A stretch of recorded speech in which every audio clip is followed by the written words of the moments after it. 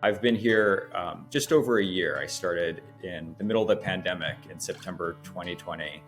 And it's been, something that in a way never could have been prepared for.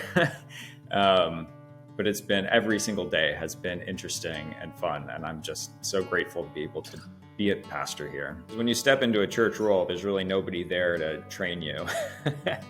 But I found that the Board of Pensions and the Presbyterian Foundation and other organizations, PCUSA, really go out of their way to support ministers in finding their footing, especially in a first call.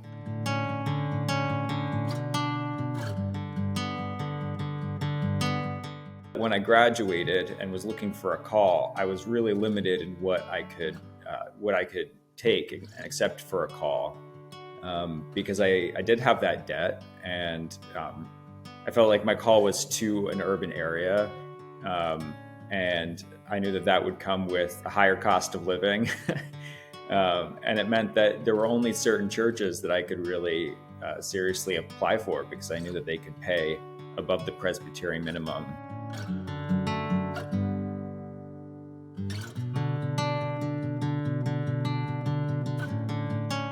I learned about this program, and it really opened up my options, so that when I was seeking my first call after about a year working at a big church in New York City, just on their staff, I was seeking a call as a pastor, and this church was open and seeking a pastor, and it was just an incredible fit.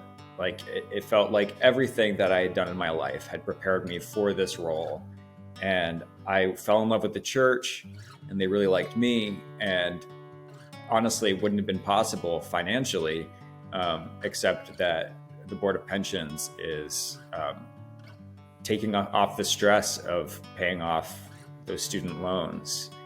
And I'm just so grateful that I can do this ministry, that I can serve this church and this community without that stress of knowing that I'm taken care of. It really helps me to see a long and sustainable future for myself in ministry.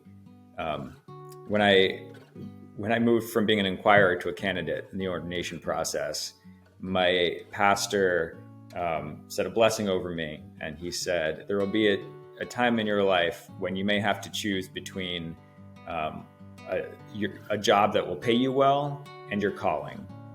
And he said, I pray that you will always be able to follow your calling in that circumstance.